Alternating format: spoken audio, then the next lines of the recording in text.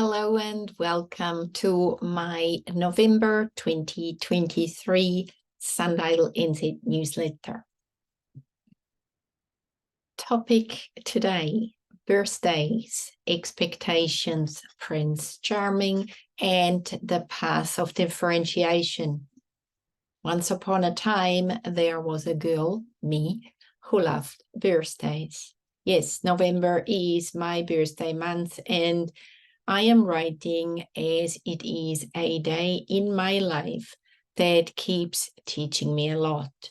I have been married for 30 years nearly now and reflect on how this day has triggered emotions like almost no other day does. Birthdays are different for everyone. In my marriage, I learned soon that my husband doesn't like birthdays much at all. However, for years, I thought he will get around it and he will get my way of thinking at some stage. Ha ha ha, magical thinking, hoping and wishing for a symbiotic union like with Prince Charming. I admit that through hoping he will get it, I caused myself a lot of disappointment. It took me years to accept that by just wishing or arguing, I was not going to get what I was looking for on my special day. After probably about 7 or so years, yes, I know I am a bit of a slow learner, I let go of expectations and started to state what I would like, that I would like some acknowledgement of me on my birthday and a gesture or a gift. That worked actually pretty well for both of us and caused us less friction and turmoil of unmet needs. This year, I was looking forward, as I always do, to my birthday and communicated openly about what we may do, like a lunch together and for me a good walk in the afternoon. My husband offered to take me out for lunch, which was his way of caring and gifting me. This feels nice, and I receive his way of caring. Before our lunch date, however, we had a medical specialist appointment for my husband to attend. We did this together, and both of us acknowledging the stress it involves. Anyway, once the morning and the lunch was over, on our way home, we popped in to have a dessert at a different place.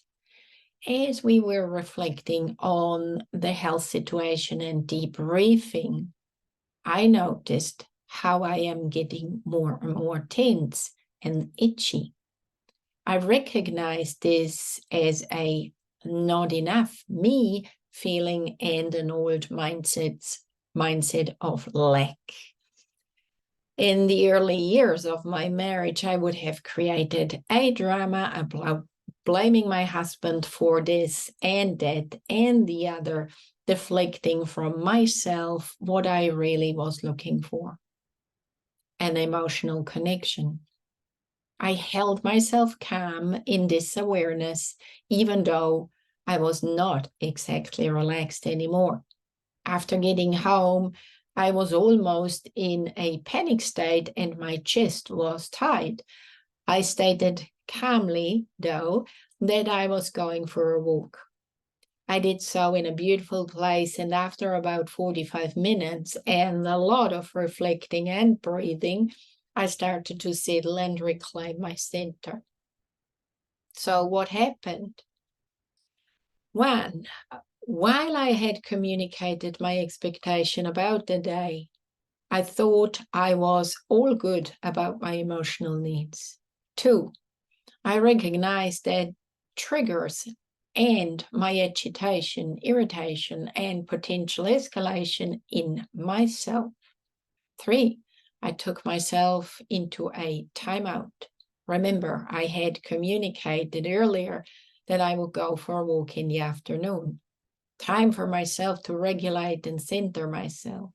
Four, later at home, when my husband asked what happened, I was able to say that I had a lot of emotional stuff happening inside of me that I needed to take care of. This in itself was huge for me, as in the past, I would often say, nothing, I'm fine, but still find a fault in him. It was a new learning, and it may not sound like much at all. It was big for me to shift from avoidance or escalation into authenticity and integrity.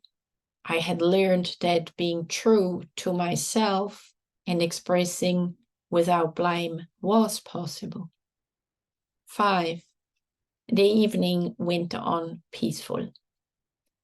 I don't know whether anyone resonates with this example of expectations, unmet needs, self-reflection, self-regulation, managing my own tension and expression. Learning never stops, especially in relationships. Just recently, I have enrolled into a 1-year training in couple therapy, and I knew I was going to be stretched personally and professionally.